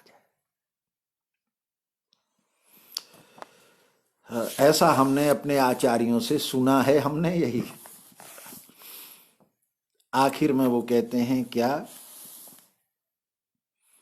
जैसे चेता हुआ अग्नि काष्टों को भस्म करे, तैसे ज्ञान अग्नि ही सारे कर्मों को भस्म करे। जिसमें कर्तापन का भाव है, चेता हुआ अग्नि, जब अग्नि चैतन्य हो जाता है तो फिर वो जितने भी काष्ट हैं उनको भस्म कर देता है। ऐसे ही हमारे त्रिगुणात्मक जो लकड़ियां हैं, इनको समिधा बोला जाता है। तीनों गुण कहती, 9 ग्रह की 9 लकड़ियां, कोई भी हवन करना पड़ता है तो उसमें 9 ग्रह की लकड़ी, ये 9 ग्रह पृथ्वी जल अग्नि वायु आकाश 17 स्तंभ साम्य अवस्था है, यही ग्रहण करें हमें, इनकी समिधा समाप्त कर दीजिए। आंख का, कान का, त्वचा का जो अभिमान है, ये इनने ग्रहण कर रखे हैं। उसने मुझसे ऐसा कहा था, ये कान की समिधा ने ग्रहण कर रखा है, जीवन भर नहीं जाता वो। ये 9 संधि, 9 समिधाएं, 9 प्रकार की लकड़ियां, 9 प्रकार के आरे, वो एक ही साम्य स्वरूप में अक्षर भाव में प्रकट होते हैं। ज्ञान को अगर आप प्रकट कर लीजिए, जिसे जानने से फिर कुछ जानना शेष नहीं रहता, वो सारे कर्मों को भस्म, कर्म होने के लिए 9 ही चाहिए। साम्य अवस्था का कर्म भी त्रिगुणातीत रूप से होगा, पर काय का त्रिगुणातीत, हम तो सदैव एक रस हैं, जैसा होगा वैसा होता रहेगा। ऐसा त्रिगुणातीत होने में भी तुम में अभी सूक्ष्म कारण रूपी करता, मैं कुछ भी नहीं करता, माने ये युक्त तत्वविद। इसलिए जब इस परिस्थिति में आ जाएंगे कि हम प्रकृति के 9 ही विभाग जब हमारे ज्ञान रूपी अग्नि में दग्ध हो जाएंगे, अर्थात वही वही हो जाएंगे, फिर अक्षर और प्रेम ही, फिर वो 9 विभाग प्रेम रूप हो जाएंगे। एक रस प्रेम का स्वरूप, जैसे मिठास मिश्री का पूरा ऊपर बाहर अंतर सब जगह वो मिठास ही मिठास रूप हो जाता है, उसमें फिर अलग से पृथक कोई सत्ता नहीं रहती। तब कहो यहाँ ज्ञान बिना दूजा पवित्र और है नहीं, सो स्वयं योग संसिद्ध काल से निज में लखे। योग संसिद्धि काल से निज, यहां निज विश्वरूप है। हम निज में का अर्थ जो है निज रूप लखाने को वेदों में कल्पना किए, तो निज रूप का अर्थ हम अक्सर कर क्या कर लेते, एक देह में निज को हम शरीर मानते हैं, शरीर के अंतःकरण में उसे दे, अरे अंतःकरण का तो विलय हो जाता है, कहां धरा है? 3 गुणों की स्थूल कार्य का नाम अंतःकरण है, वो तो गुणों से भी बहुत स्थूल है। तो ज्ञान, इसलिए ज्ञान नहीं ज्ञानेन सदृशम पवित्र में विद्यते। आज कोई लिख रहा था कि जब ज्ञान के समान कोई पवित्र नहीं है तो यज्ञ दान तप काय को करते रहते, फिर काय को अपवित्र हो पवित्र हो असर्वा वो पानी से और इससे सब पवित्रता करते हो। वो हेतु नहीं समझे, वो चित्त शुद्धि विकारों को छुटाने के लिए है और ये कर्तापन के अभिमान को समाप्त करने के लिए। ज्ञान कर्तापन के अभिमान को समाप्त करता है और संसार के कर्म पात्रों को धोते हैं, तुम्हें नहीं सुधारते। हम में जो मैं जो कर्तापन बन के वो सब कर रहा हूं, वो कर्तापन का अभिमान ज्ञान से ही जाएगा और मेरी मन इंद्रियां आदि जो पात्र हैं उन पात्रों में यज्ञदान तप, इनसे उनके विकार दूर होते हैं। ये थोड़ा सा समझ में आएगा। कब समझ में आएगा? अगला श्लोक है, श्रद्धावान दत्त चित्त लहे ज्ञान जितेंद्रियां। श्रद्धावान, ये बात आ गई। सात्विक श्रद्धा नहीं होगी, हमारे जीवन भर किए हुए कर्मों का एक बीज बनता है। जब हम देह त्यागेंगे, सारे संसार में हमने जन्म से लेकर मृत्यु पर्यंत जो कुछ किया है उसका एक बीज बनेगा। वो सतोगुणी होगा कि रजोगुणी होगा कि तमोगुण होगा, कि इनके बीच का संधि होगा, कुछ तमोगुणी कुछ रजोगुणी कुछ सतोगुणी कुछ रजोगुणी, ऐसा बीच वाला। तो वो बीज जब बनेगा वैसा ही हमारा चित्त बन जाएगा। बड़ा अच्छा इसका प्रमाण दिया जाता है कि एक आदमी ने पुराना एक लोटा रखा था, उससे मुझे समझाया गया था। पहले एक कांसे का लोटा चलता था, उसी में भोजन दिया जाता था। कांसे के लोटा थाली में महाराज जी आए, जब हम छत्तीसगढ़ में थे तो उन्होंने कांसे की नई थाली निकाली, कांसे का लोटा निकाला, कांसे का कटोरा निकाला। स्वामी जी बोले, इसे पहचानते हो, ये क्या चीज है? क्योंकि अब हम लोगों की उम्र तो स्टील में आ गई। हमने कहा हाँ जानते हैं, पुराने समय का मैंने कुछ देख लिया, ये कांसा है। बोले ये पूरा शुद्ध कांसा नहीं है। हमने बोले हम जानते हैं कांसे, हमारे यहाँ जो कांसे की थाली है उसमें मैं लकड़ी से अगर ठोक दूं तो इतना झनकार रहती है कि जितनी देर में तुम 3 बार सांस ले लोगे। बोले उठाओ। अब खाना परसने में देर रहती तो उन्होंने ऐसी टांगी और ऐसी ठोकी, बोले अब सांस लेना शुरू करो। एक ही सांस में उसकी झनकार बंद हो गई। बोले इसमें कांसा जो बनाया गया है वो पीतल की मात्रा ज्यादा है, धातु मिश्रित हो गई। क्या समझे? तो हम नहीं समझे। बोले पुनर्जन्म में जब तुम जन्म लोगे तो कर्मों का मिश्रण रहेगा शुद्धता में। तांबा और पीतल मिला के कांसा बनाया जाता है, तो इसमें तांबे की मात्रा कम कर दी गई, पीतल बढ़ा दिया गया, इसकी झनकार कम हो गई। तांबा ज्यादा हो जाता तो ये हाथ से छूट जाती तो 100 टुकड़े हो जाते इसके। इसलिए पहले टुकड़े हो जाते थे, बहुत संभाल के रखना। कच्ची मिट्टी होती थी, अब पक्के घर हो गए हैं तो टूटने का डर के कारण पीतल मिलाने लगे। तो हमारे जीवन में इसी तरह मिश्रण होता चला जाता, उससे बन गया चित्त, वो साम्यावस्था स्वरूप हो गया। अब उसमें 3 गुण, तो झनकार सतोगुण जैसी पूरी नहीं निकलेगी, कुछ मंद निकलेगी। हाँ, उसमें सामान देर तक पहले कांसे में खट्टा सामान रख देते थे, खराब नहीं होता था। अब अगर खट्टा सामान पीतल में से रख दें तो कुछ देर में खराब हो जाएगा, उम्र कम हो गई। तो इस प्रकार से हमारे अंतःकरण में श्रद्धावान, वो कर्म से श्रद्धा का निर्माण हुआ। श्रद्धा हमारा जो साम्य स्वरूप बना, उसमें कितना मिश्रण है, वैसी ही श्रद्धा बनेगी। दत्त चित्त लहे। अब जब श्रद्धा हमारी मूल जो है वो रजोगुणी है, मूल हमारी तमोगुणी है, लाएं कहां से सतोगुणी? तो सतोगुणी श्रद्धा होने के लिए बहुनाम जन्म नामन्ते, अनेक जन्म सब पाप धुला हुआ, तब सतोगुणी श्रद्धा होती है, तब उसे स्थायी ज्ञान हो जाता। रजोगुणी रहेगी तो हम समर्थक हैं, ज्ञान तो पट गया क्योंकि उसी का स्वरूप है, उसमें वो धातु मिली है, अक्षर भाव मिला है साम्य में, पर कम मिला है तो हम समर्थक हो जाते हैं। और कम मिला होगा तो सहयोगी हो जाएंगे, और कम मिला होगा तो अच्छा लगेगा। दत्त चित्त, जिसका चित्त उसी प्रकाश में लहे, ज्ञान जितेंद्रिय, ज्ञान की प्राप्त होते ही स्थायी शांति उसे मिले। और फिर जिनका बिल्कुल ही अंतःकरण जिंदगी भर बुरे काम करके और विषयों में फंसकर मन हो गया विषैला, वहां श्रद्धा है ही नहीं। वहां तो वो श्रद्धा है कि महाराज कुछ करके दिखाओ, कोई कला बताओ। तो वो चाहते हैं कि महाराज कोई कला बताएं, कुछ करके दिखाएं। उनका जा वहां चला जाए, एक घड़ा गड़ा है उसमें 100 मुद्राएं हैं, खोद ला, ओ वे 1 साल पहले गाड़े आए। हमारे यहाँ जी जो महात्मा हैं, इस तरह कुछ उटपटांग चीजें अपने आश्रमों के आसपास छोटी मोटी जगह गाड़े आते हैं कुछ। और फिर वो किसी दिन कोई बड़ा वैभवशाली फंसा, कहते हैं अब देखना चाहता है, वैसे मैं दिखाता नहीं हूं, चला जाओ उस पेड़ के नीचे, खोदना 1 हाथ के नीचे जा, तुझे 50 मुद्राएं मिल जाएंगी। फावड़ा भी पकड़ा दिया। अब वहां बराबर कोई निशान चिन्ह नहीं, वो तो 1 साल पहले गड़ चुका था। वहां तो उजाड़ जंकाड़ सारी चीजें हो गई, और वो उसने फावड़ा बजाया और 4 लोग और खड़े हैं, और निकल आया और जय जयकार हो गई। वो राउतपुरा सरकार ने गड़ा हुआ बता दिया, ले करोड़ों का मैं खेल रहा है इस समय। उसे बोलना नहीं आता, चलना नहीं आता, कहना नहीं आता, पर बना दिया। तो मायानंद जी ने ऐसी हजारों बातें का उल्लेख किया है।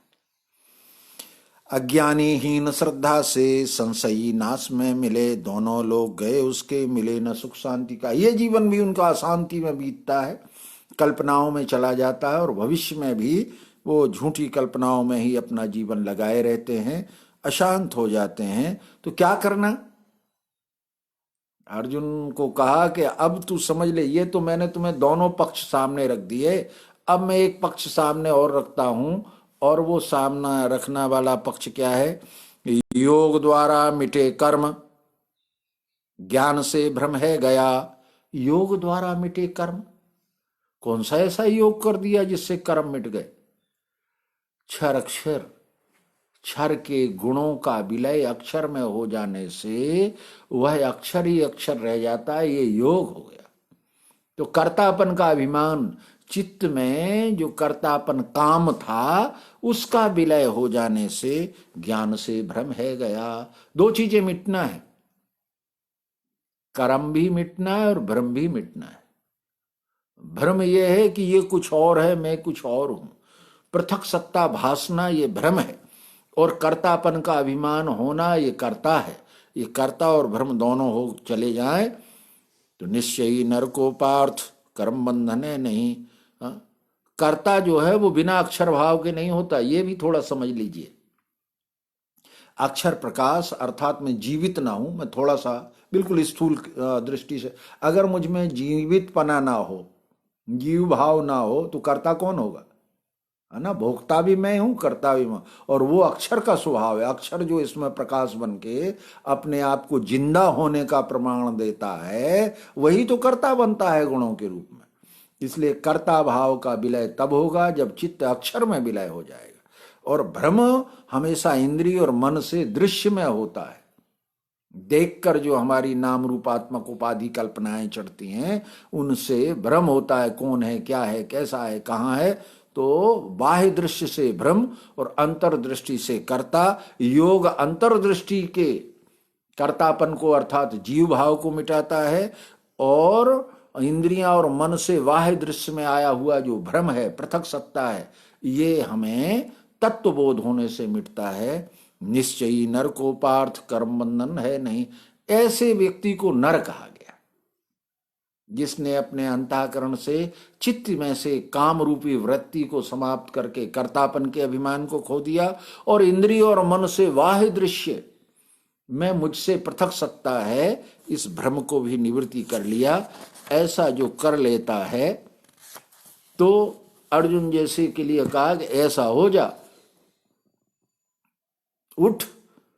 अर्जुन को ये सब समझा के, अज्ञान उत्पन्न तस्मात ये ही एका भ्रम भारत, ज्ञान के खड्ग से मारो योग कर्म करो उठो। अज्ञान उत्पन्न तस्मात, चित्त में अज्ञान आ जाने से, ये का भ्रम, हृदय में अक्षर भाव अविनाशी तत्व न रहना, और इंद्रियां और मन में बाह्य दृश्य ये देखकर, बाह्य दृश्य यानी संस्कार, बाह्य दृश्य यानी उपाधियां, बाह्य दृश्य यानी जिसे तुमने जगत में अनेक प्रकार से मान रखा है, इन सब के लिए ज्ञान की खड्ग चाहिए। बाहरी रचना को तत्व दृष्टि से समाप्त करके एक ही साम्य स्वरूप है, और उस साम्य स्वरूप में वही अविनाशी बैठा है। ये योग मारो, योग कर्म करो उठो। वास्तव में इसे मारना है।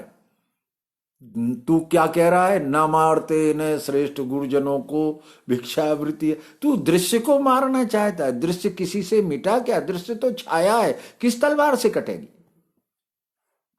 कोई अपनी छाया को किसी तलवार से काटना चाहे तो क्या संभव है? दृश्य तो ये उस अविनाशी का ही स्थूल कार्य है, इसलिए ये मिटने वाला नहीं है। पर तेरे हृदय में आया हुआ जो अज्ञान रूपी दृश्य है, ये जो दिख रहे हैं चार खंड, वास्तव में ये तो भूत सृष्टि है, भूत भी नहीं है, गुण रूप है, गुण भी नहीं, गुण साम्य है, और उसमें अविनाशी व्यापा हुआ, कैसे मर जाएगा? परंतु जो हमारे हृदय में चित्त की वृत्ति में काम बन के और तीनों गुण मन बुद्धि अहंकार बन के संग्रह कर रहा है, वो मैंने ज्ञान बता दिया।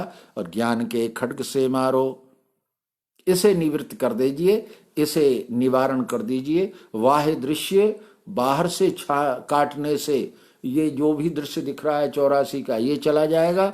और मूल जो हमारे चित्त में अक्षर भाव, अविनाशी भाव का बोध नहीं है, हाँ, वो साम्य स्वरूप को प्रधान देखता है, जिसमें ये दृश्य भासते हैं, उसे ज्ञान से काट दे, अविनाशी अविनाशी दिखाई देगा। ऐसा तब तू योग कर्म करेगा। कर्म भी वही है, कर्ता भी वही है, फल भी वही है, करने वाला भी वही है।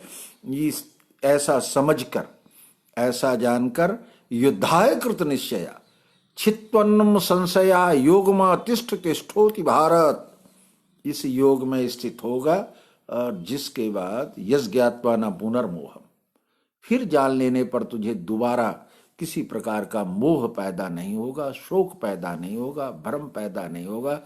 इस प्रकार ये चौथे अध्याय को परंपरा प्राप्त योग से, जिसे दिव्य दृष्टि योग कहते हैं, जिससे गुणों को, कर्म को, साम्यावस्था को और अक्षर को, चारों हो गए, कर्म, गुण, साम्यावस्था और अक्षर, यही अंतःकरण चतुष्टय है। यह ज्ञान से हमारे अंतःकरण चतुष्टय में निर्विकारता आ जाती है, स्थिति हो जाती है। उसे फिर सब मेरे में है, मैं ही सब में पूर्ण भरा हूं।